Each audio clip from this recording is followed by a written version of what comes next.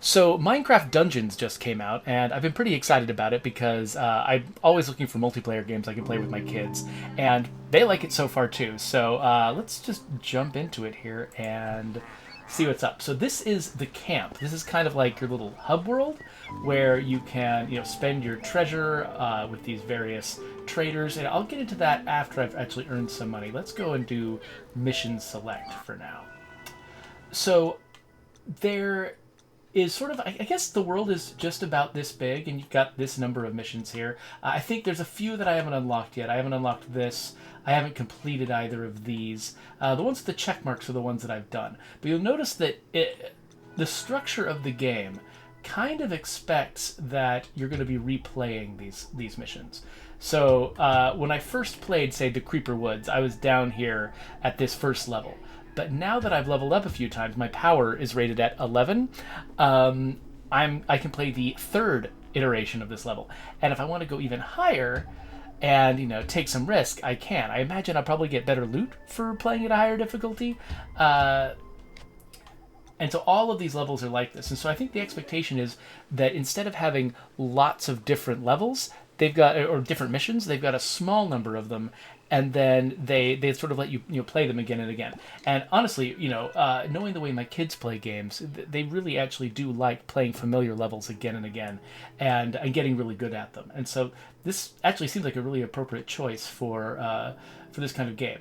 You'll also notice that when you look at a mission, it very clearly lists the possible gear drops you can get. So that, for instance, my favorite melee weapon is the glaive that I've got. And I think that if I wanted a replacement glaive, I could go into the Soggy Swamp to get one. In fact, it looks like my power level...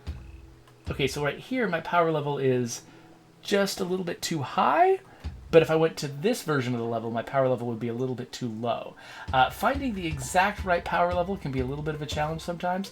But yeah, it looks like it says like the recommended power is 10. But let's do this one just because it's pretty straightforward and it's got some prizes that I like. And it looks like there's one artifact that's available there that I haven't uncovered yet. So let's head to the Soggy Swamp. So this one is apparently infested with witches. I've gotten to the point now where I have completely lost track of the Minecraft mythos. I don't know the names of a lot of these creatures or what they do in Minecraft. My kids are all completely up to date on it. I'm a little lost. But it's funny because, of course I played Minecraft before some of them were born. But they are now the experts in it. But yeah, so we're traveling to the Soggy Swamp. I think when we arrive, I'll walk you through my inventory and how it works, how my character gets upgraded over time. There's a narration. A coven of wicked witches live at the heart of the sinister swamp.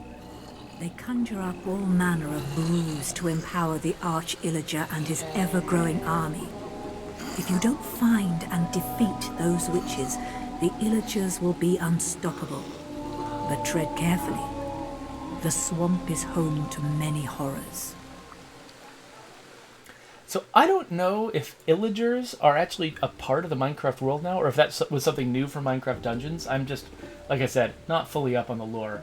One thing that did bother me a little bit about the lore of this game was that the villain is an Illager, is sort of a different looking villager who was mistreated by the other villagers, and he became bitter, and now he's come back to conquer them all.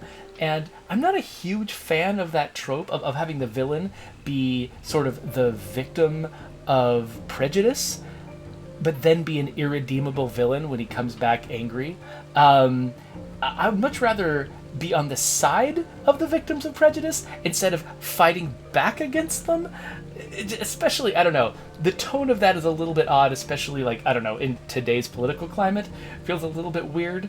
I understand that they're going for, they want to have a sympathetic villain that's broadly seen as a thing you want in a story, but this particular strategy of achieving it, they did this in Ori and the Will of the Wisps, too.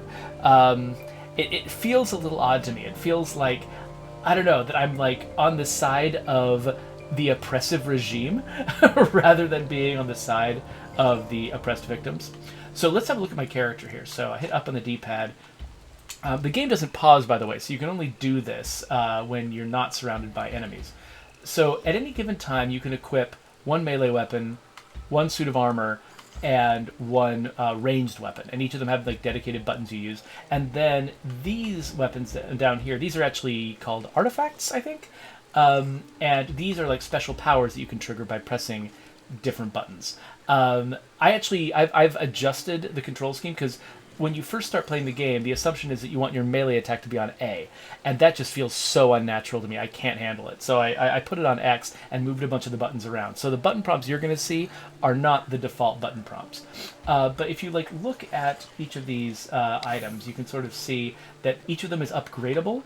And so as you level up, you earn these enchantment tokens that you can use to level up your gear. And so even though you're getting a lot of the same gear, the higher level you are, the more you can level your gear up, and the more like special powers you can unlock, which is nice. So I'm carrying the glaive, which in my mind is actually the most useful weapon because one kind of annoying thing that you run into in this game is you find a lot of ranged enemies, sometimes in big packs.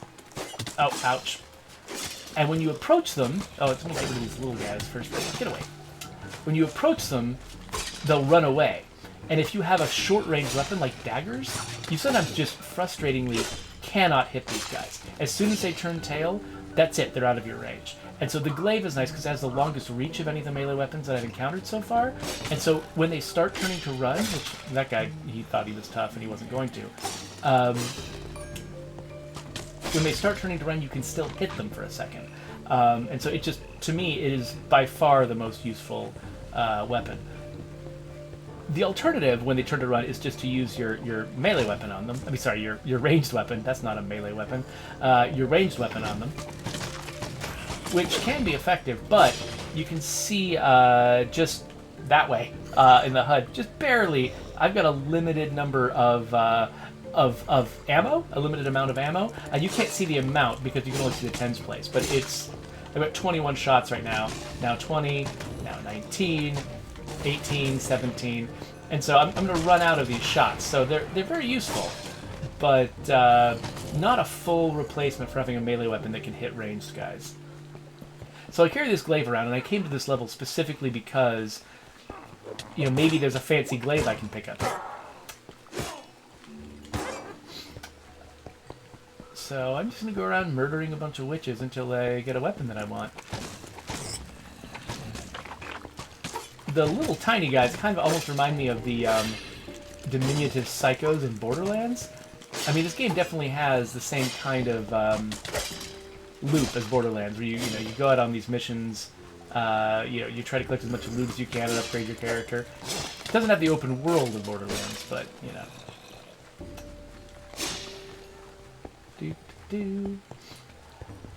Yeah, so Sangatsu, I didn't catch originally when you reacted to me saying that the A button was used for attack, but yeah, for me that is kind of scandalous. It's that's what Sangatsu said, that it was scandalous. Yeah, it does feel like, I don't know, when somebody puts attack on A, it feels like what they're doing is catering to an audience that has never played this genre before. Which, for me, I played a bunch of games that are like this, a bunch of action RPGs. In fact, I'm thinking of streaming more of them tonight. Oh, I just ran out of bows and arrows, so that's a problem. But clearly they're aiming at people who haven't played in this genre before, don't think of X as their attack button, and would want just, the first button they reach for, which is often A if you're in a new genre, to be attack. So I can understand the motivation, but for me as a experienced user, it was a little bit weird. Okay, so the way they handle healing, by the way, I've got... Oh, I died. Oh, yikes. I did not think I was that close to death. Okay, so the first thing about healing is you can come back after a couple of deaths. You can only die a few times before you have to start the entire level over. So I'm actually kind of nervous because I think this level might have a boss that I actually use all of my lives generally to beat. Oh yeah, I keep thinking I've got ammo, and I do not have ammo. That little gloink, gloink, gloink sound that it made was me not having enough ammo. So I guess, if I hadn't stopped to talk about the healing system, I might have actually healed in time. So those little emeralds, just like in in actual Minecraft. That's your currency. You pick those up, and you can use them to sort of generate kind of almost loot boxes of weapons back at your base. It's the main thing money is for, but it's the only thing I've seen money be for, though who knows what else might show up over time as I keep playing. I feel very... Oh, looks like I think I must have picked up some ammo along the way, because now I'm capable of shooting. You notice that this bow, I've used my enchantment tokens to give this bow the ability to make poison clouds every, like, third time it hits. Okay, so now, without dying, hopefully, I can tell you about the health system. So you'll notice my health meter is significantly down. I just tap LB to use a potion, and then my potion cools down over time. So instead of collecting potions like you would in Diablo, you always have a potion. You just can only use it at a certain rate. Which, honestly, for me, is a better system. Because it, you know, I tend to be a potion hoarder, and I have to just keep every potion I've ever collected and use them as little as possible. And that's just, you know, doesn't strike me as a healthy way to play a game. Oh, one thing I forgot. Did I... Oh, that's right. So, okay, so I've got this glaive. Let's compare it to another weapon. I just recently got this soul knife. I'm not exactly sure what it is, but I just realized that this is a new power bow that I haven't actually used its special ability yet. But that soul knife, it collects a resource called souls. That, let's see here. Let's put it there. That I think that artifact that I just readied takes advantage of. So you notice that there's little white things when I kill enemies that are sort of slowly move towards me, and I can collect them. Those are souls, and I'm using them to power up this special attack that I have on RB. And eventually, once I get enough, like basically, the more of them I collect, the more powerful it gets. So if I wait before using it, it's more powerful than if I just use it really frequently, which is interesting. That's another one of my special abilities, a exploding firework. So with this soul knife, it apparently it generates extra souls. So I think I haven't really used it this way before, but I think the fact that I'm using the soul knife with that artifact means that I'm generating souls at a faster rate, and I can expend the souls. Oh, I picked up some TNT. That's fun. Oh, it's hard to throw it. Like, so I just totally overthrew it. I intended to throw it to blow up these monsters, but that didn't work. Oh, hey, I leveled up. Cool. So yeah, so each time you level up, you earn an enchantment point, which you can use to upgrade your weapons. I've only got the one, though, and each upgrade level costs more enchantment points, so I'm pretty sure I can't actually use that enchantment point for anything right now. Okay, let's throw it like that. Boom! So, I wish I had thrown it not quite as far. Oh, hey, you stop that. Ow! Stop hitting me. I wish I had some kind of defensive move that I could use to block those attacks. Okay, so I want to use... So this power bow, one of its abilities is the ability to launch these, like, power shots if I store them up. So let me try that.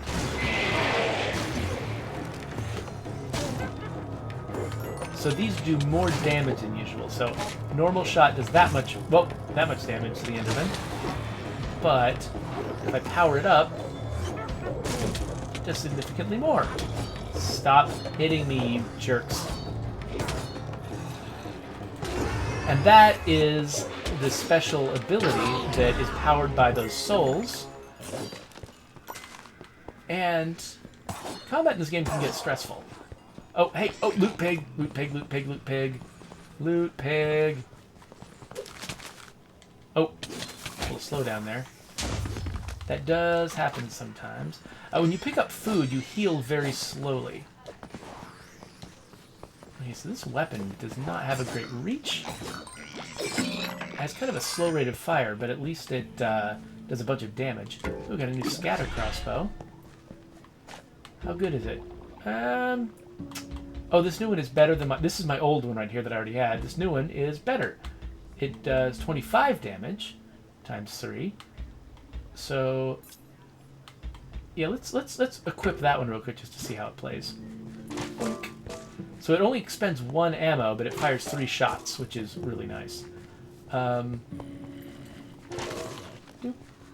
So ranged weapons against crowds can actually be a lot of fun.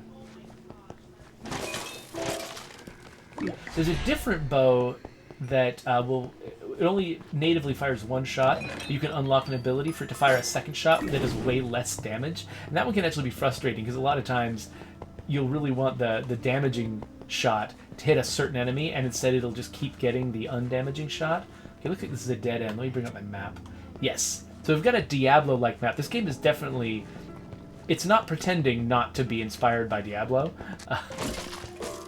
Which is fine. I have no problem with this game basically being Minecraft Diablo. So I'm really not a huge fan of this knife. It definitely is better than some knives. Like you can see, as that archer turned away, I could still hit him. So this is not as frustrating to use as other like daggers and things. But it's also not my favorite. But boom! I've got that soul attack, which is pretty fun. Opening chests. Awesome Twitch Dude says that I sound different tonight. Maybe, I don't know, am I not pointed at my mic properly? It's hard to be sure what would make me sound different. Oh, hey, Wearing Orb, thanks for joining me.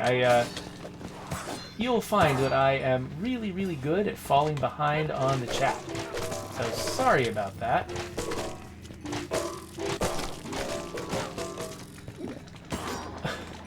I love that firing this scatter crossbow sounds kind of like playing a harp. Like playing a weird out-of-tune harp that you found in an attic somewhere. Just seeing 3 projectiles leave with these little trails and hearing a harp-like sound. I don't know, they feel like they kind of go together.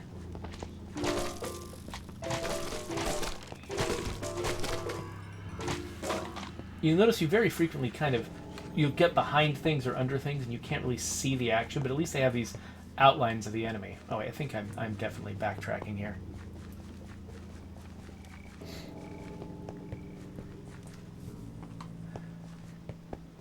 So Awesome Twitch Dude is chiding me because he is pretending that we agreed that I was going to do daily streams. And of course, there's no way I can do daily streams. Each time I do a stream, it's costing me a lot of sleep. I do it because I enjoy it, because I find it actually personally very valuable to me to be able to discuss games with you all, but I can't do this all the time. Okay, yeah, so I don't like the lack of spread on this knife. I mean, I think I can hit enemies who line up in front of me, but I think I still prefer the glaive. Oh wait, no, don't salvage my favorite weapon. There we go. However, I think I will salvage my old scatter crossbow, because then I can get my enchantment points back and spend them. Actually, you know what? I'm not really a huge fan of this power bow either. Well, I don't know. If I need to shoot a single big enemy instead of a lot of little enemies. But if it's a big enemy, you'll probably be hit by all 3 rounds. So yeah, so let's salvage this too. Get back my enchantments. I hate the daggers, so we're going to salvage those. Salvage the soul knife, why not? Let's put this guy in this slot. That's good for this bow. And then let's apply some enchantments. Okay, so, interesting. So we can have it pierce. Every 3rd arrow will fly through multiple enemies. That's good, because I usually use this weapon for crowd control, so that just gives me more crowd control. Ricochets. Less likely to hit other enemies than piercing, I think, because I fire directly into crowds, you know. Grows near extra damage to distant targets. Huh. Interesting. Let's try that. Let's just level the crap out of that. Okay, I only have 2 left. Well, let's see. Should I... Oh, nope. Should I... That's just movement speed. That's not that interesting. And this one... Okay, I got maxed here on smiting, and that's the only thing. Okay, so a lot of times the difference between two glaives, part of it will be a higher level glaive will do higher damage, but sometimes it'll give you access to different enchantments, and that's usually the difference between weapons. Like when you're going and you're finding glaive after glaive after glaive, and you're trying to find the best glaive. A lot of times, what you're looking for is a variety of enchantments, the ability to put multiple enchantments in the same weapon and have them be particularly good enchantments. That's a lot of what you're looking for. So, and that's I like that as sort of a loot system. I mean, they're keeping the loot system very simple. A glaive is a glaive is a glaive at its core level. But then, and if that's all you're thinking about, just which weapon do I like to fight with the best? You can keep it that simple and not worry about it that much. But then, if you really want to get into it, finding glaives that have different enchantments on them can be a particularly kind of interesting and rewarding pursuit. A reason to grind and a reason to hit the randomize button at home. So let's just throw that TNT. I just barely missed this guy. Oh, and I was kind of hoping that something that did a lot of damage would have like carryover damage to the spawn slime, but it looks like that's not the case. Ooh, it's a rare crossbow. What does that mean? Okay, so it's lower level than my current crossbow.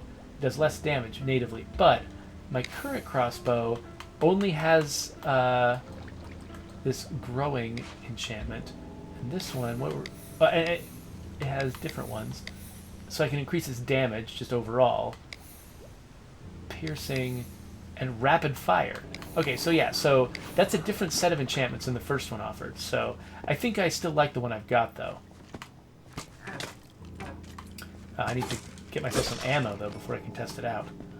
So the map is pretty useful for helping me to kind of identify places I've already been, places that that likely have like bonus chests and things.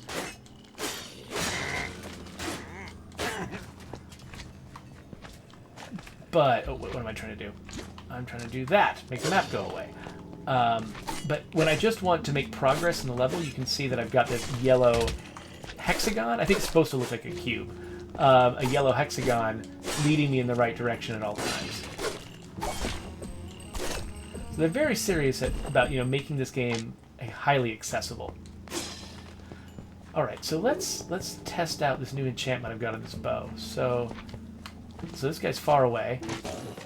I'm gonna do 40 damage to him, 39, and then 36 up close. So yeah, it looks like the damage increases as people get far away from me, which is pretty cool. And one thing I actually didn't realize until I just started enchanting this, I thought that I could actually pile up multiple enchantments on the same thing, but it looks like once I commit to one enchantment, that's the one enchantment that I can have. So when I suggested before that you can have multiple enchantments on the same weapon, I think that might actually not be the case. Yeah, I feel like I'm doing a lot more damage to that guy than I was doing previously with the power bow to the other Enderman I fought. And I think it's because he's so far away.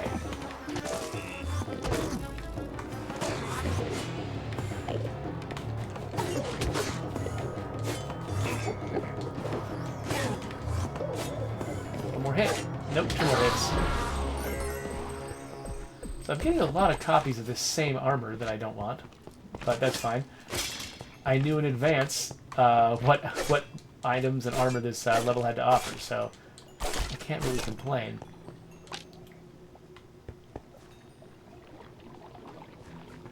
Yeah, so Wearing Orb says that they just recently started streaming themselves, so they're going to be very forgiving towards me about my tendency to fall way behind in the chat. They also said that several minutes ago, and I'm only now responding, so... Alright, so... Oh, hey, new scatter crossbow. Let's have a look at that guy. Still worse. Alright. Oh, there's a bunch of zombies. Oop, whoops. Actually did not mean to throw that, and it was kind of useless. But... scatter crossbow is really effective at taking them out.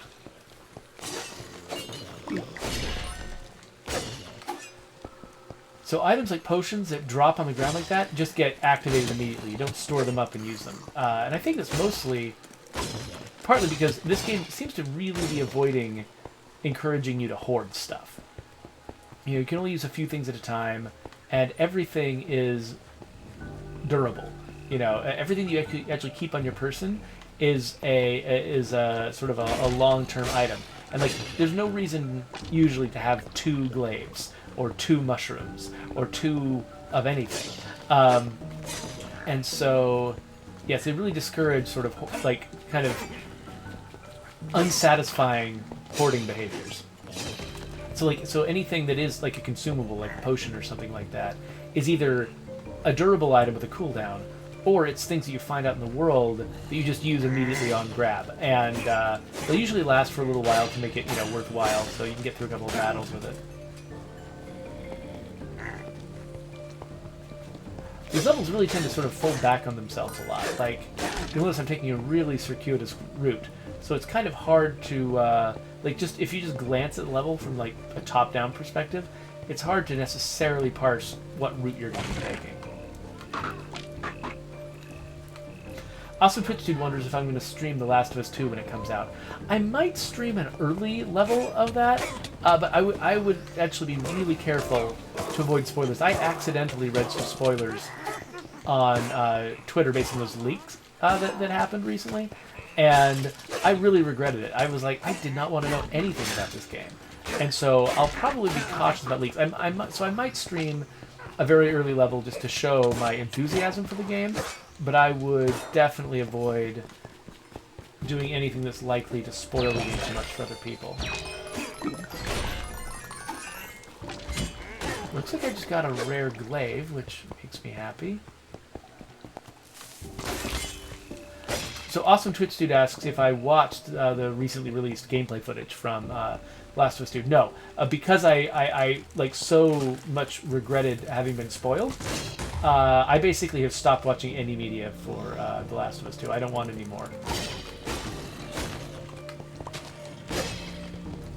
So that doesn't mean I'm not excited about it. I am. I mean, basically, the more excited I get about a game, the less media about it I want to watch. Once I hit a certain threshold of excitement, I stop watching any new hype. I'm just like, the hype I've got is enough, and I just don't want to know any more information. I want to be, if I've already committed to buying the game, I want to be surprised by it.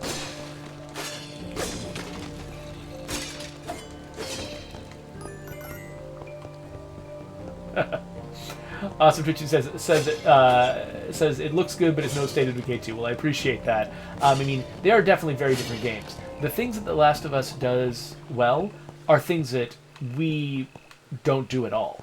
And so, I mean, I think the games definitely benefit from both existing, right? Like, if you want a game like The Last of Us, State of Decay 2 is not going to fit that role. But if you want a game like State of Decay 2, The Last of Us also doesn't fill that role. Great. So I was trying to get that chest over there. Where was it? Oh, it's right there. Okay, so I went back kind of a ways. Wow. I was trying to get that chest over there. You don't have a ton of control over your ability to sort of roll across gaps and obstacles. So, oh, did I just... Oh, that was... I thought I could skip to that part of the level, but I guess not.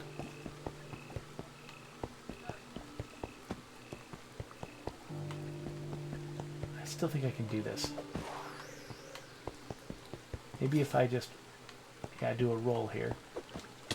There we go. Okay, so that thing's got to be reachable somehow. Oh, I can get it from behind. I thought I had to roll across those obstacles, but I guess not. One thing, when you're playing multiplayer, by the way, they multiply all the treasure by the number of players, and they just give it to everyone. They're very generous that way.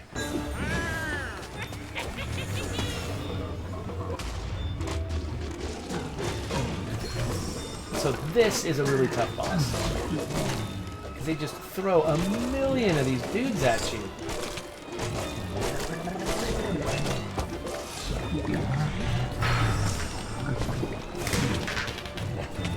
Ow, ow, oh, I'm stuck in a hole. Ah, okay, so I'm going to heal up.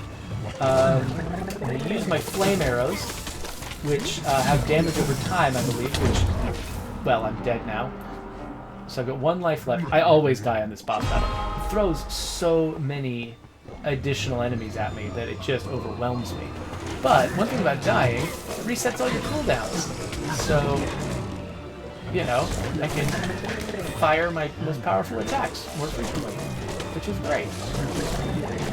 See, look at all of these pink slimes. Like, I just don't even know what I'm supposed to do about these guys. I mean, I can fight them, but yeah, one thing that kind of surprises me is the fact that this shield that the cauldron puts over itself, I just recently realized that it doesn't block ranged attacks. So if I do tend to be sort of a ranged-focused player in this game, so I probably don't need to be dying to this enemy as often as I am. I just need to blitz it with my ranged attacks, and I can probably just beat it a lot faster in the future.